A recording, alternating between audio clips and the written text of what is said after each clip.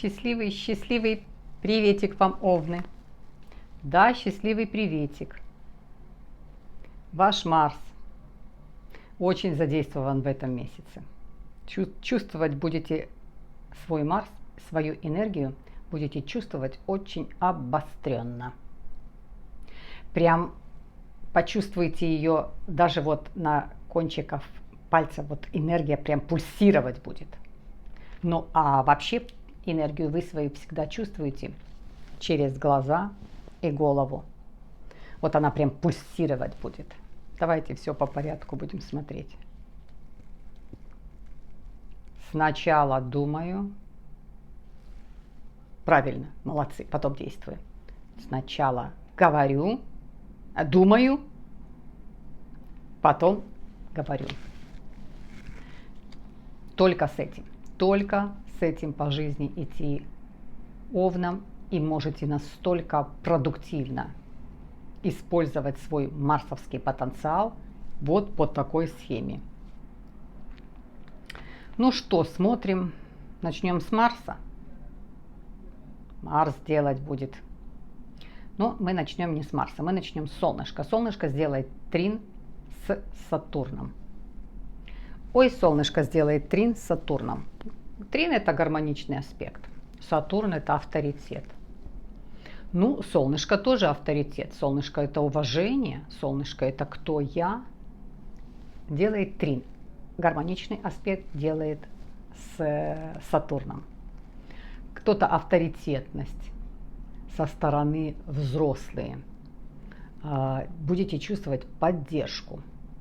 Будете чувствовать поддержку от своих родных.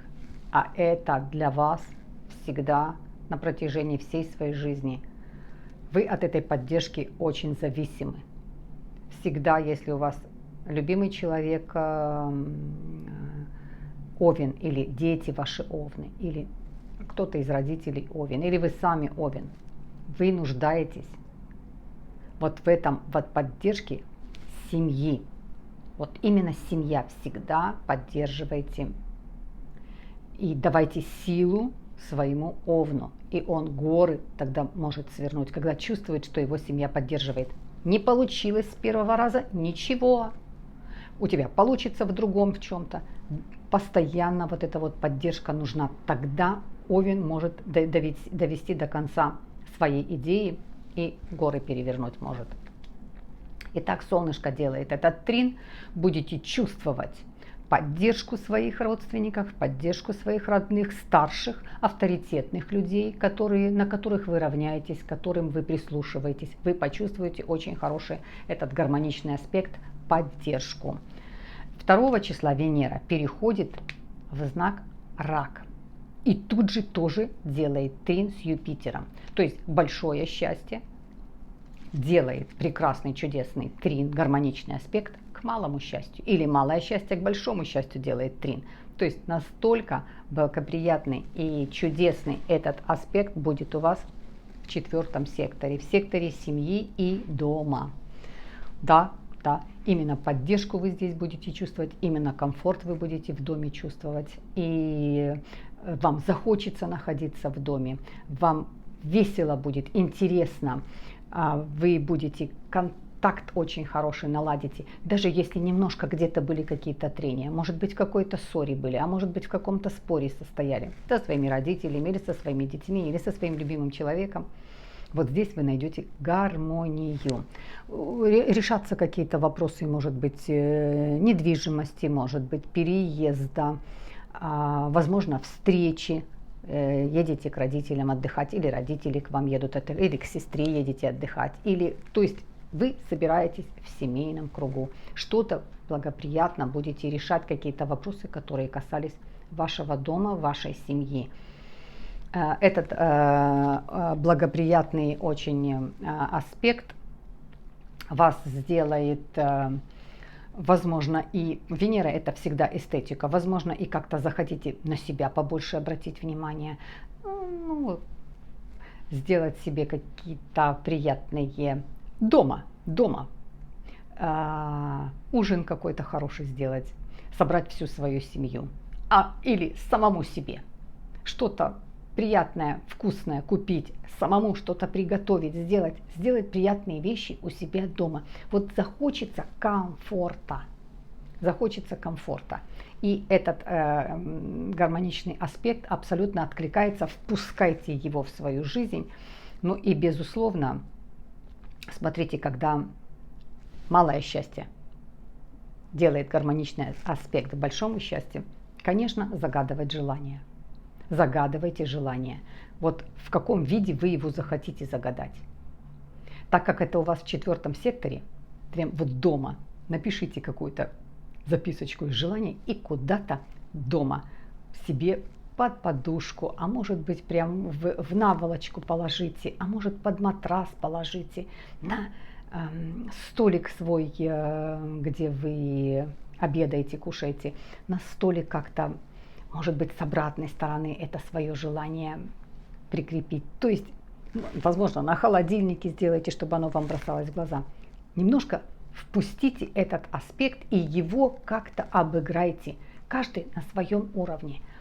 Особенно все, что связано именно с домом, потому что у вас в 4 секторе, то есть в доме, найдите место, где вы захотите поселить свое желание.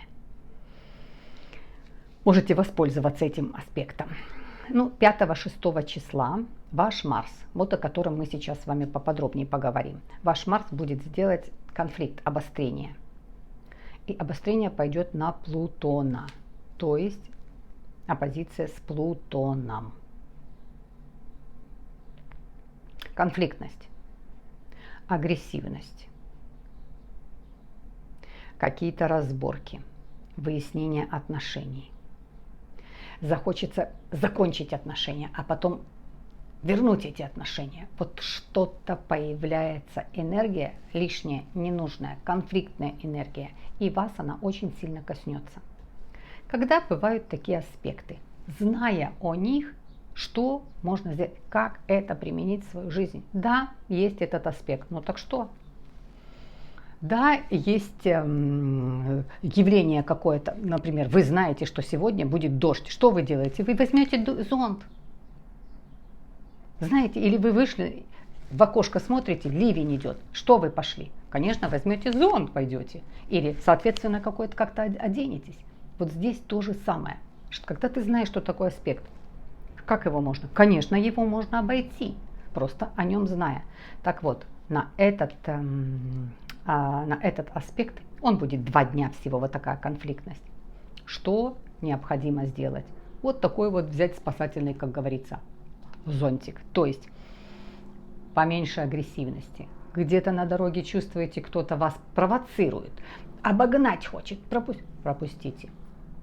Будьте не умнее, будьте с этими знаниями. Вы уже знаете этот аспект. Если вы чувствуете, что человек с вами начал разговаривать и как-то агрессивно говорит, что вы тут стоите, я первый был, вы меня... Пропустите. Пусть идет первый. Пусть идет быстрее. Вы чувствуете эту провокацию. Она будет чувствоваться, провокация, в воздухе. Вы ее будете очень сильно чувствовать. Ваш Марс. Поэтому, вот зная о таких аспектах, очень прекрасно с ним можно поладить, просто-напросто избежать его, обойти его. Вот эти вот обострения. Все, что связано с властью. Какие-то провокации, куда-то сделать ненужные движения какие-то, связываться с властью. Если вам говорят, нельзя здесь стоять, или здесь дорога перекрыта, или там что-то еще какие-то. Обходите, обойдите, не обостряйте нигде. 2 дня всего, 5-6 число, это будет такой вот повышенная раздражительность, то можно ее избежать. То же самое в отношениях. Прям что-то в партнере прям будет раздражать, что-то в партнере. Раздражать будет что-то в детях. А это ваши очень близкие люди. Сегодня вы раздражились, завтра с этим человеком нужно садиться и кушать за столом, обедать за столом или с ребенком. Понимаете? Для вас этот аспект прошел, человеку неприятно. И разбирайся потом с этим аспектом.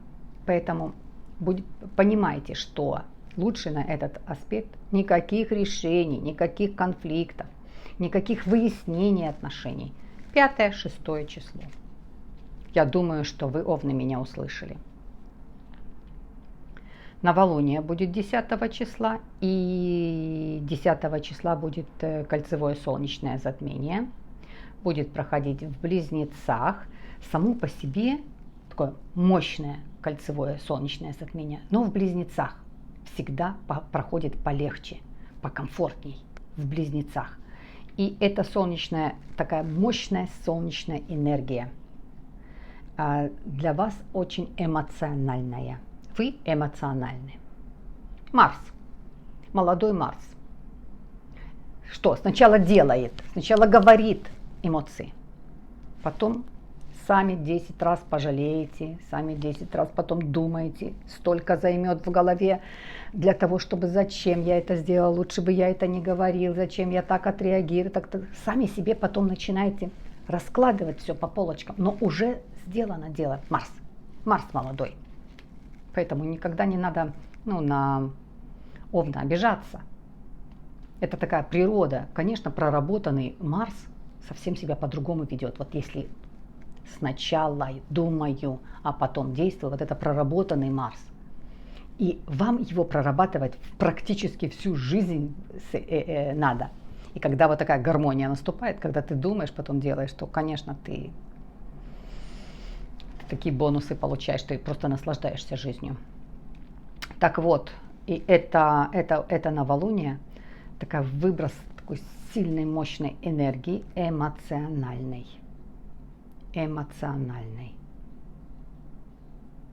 Какая-то сильная привязанность. И этот выброс от какой-то информации в Близнецах, потому что происходит. Что-то информативно вы получили, и выброс этой энергии начинается, выброс этой, реакция на это новолуние.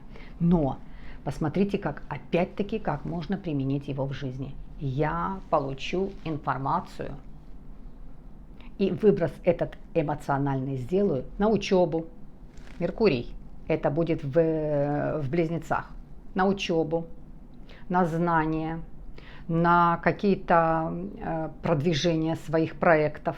То есть, да, это очень мощное солнечное затмение, которое закладывается, кстати, на следующие 18 лет. А можно негативный получу, какую-то негативную информацию получила, что меня уволить хотят.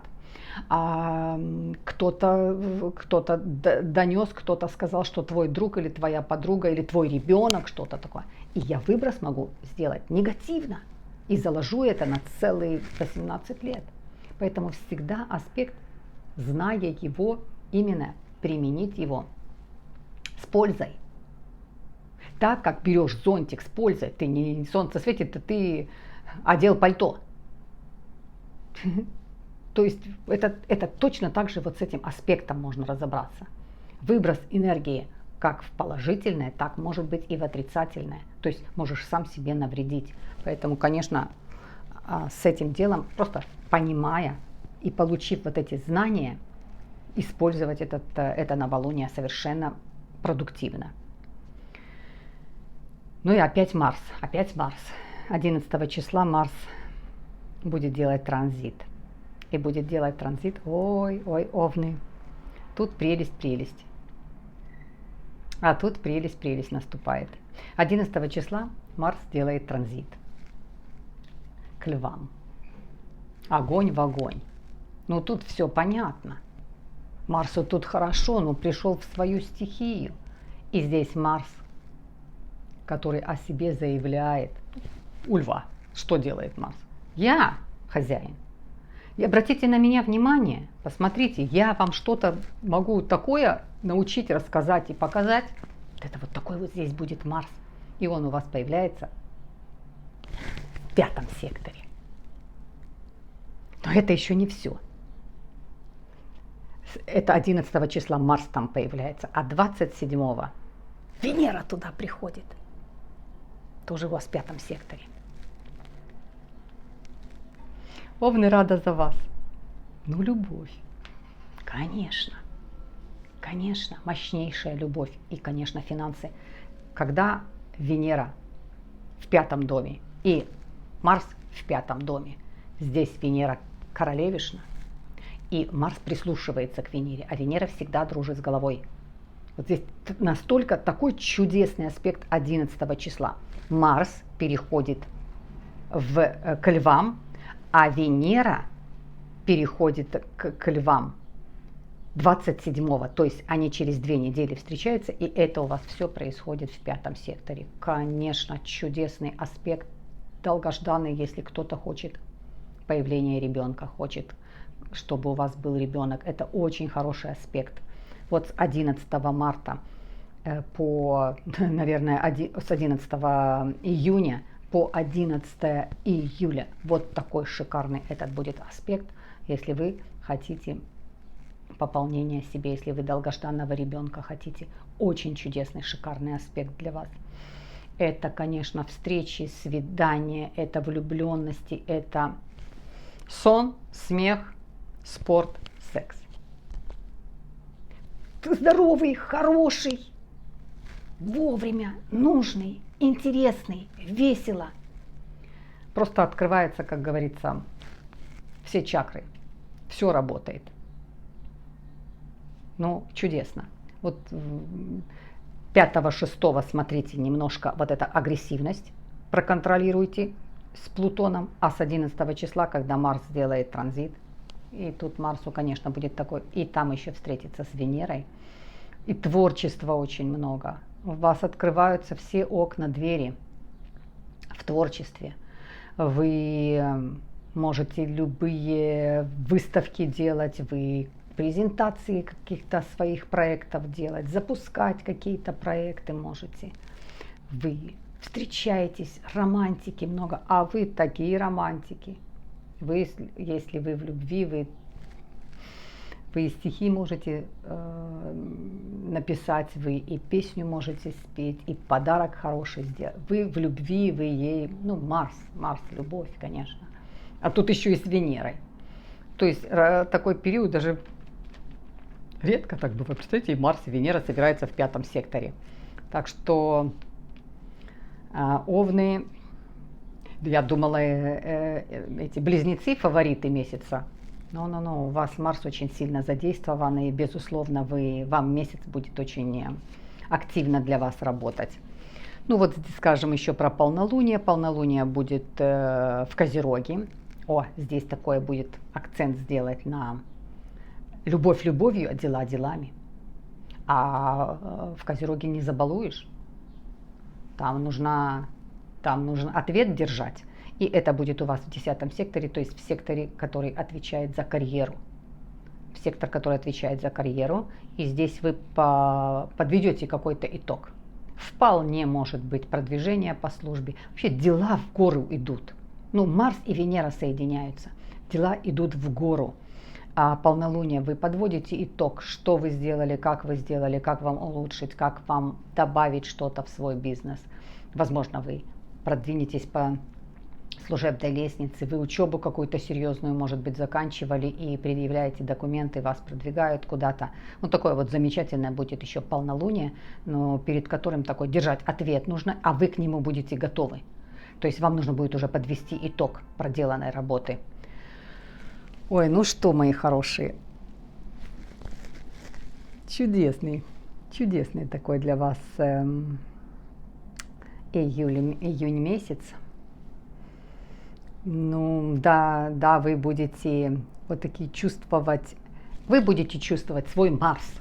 Вот в этом месяце вы будете чувствовать Марс. Он у вас будет прям вас либо куда-то в обострение, но зная это, понимая этот аспект, уходите от него.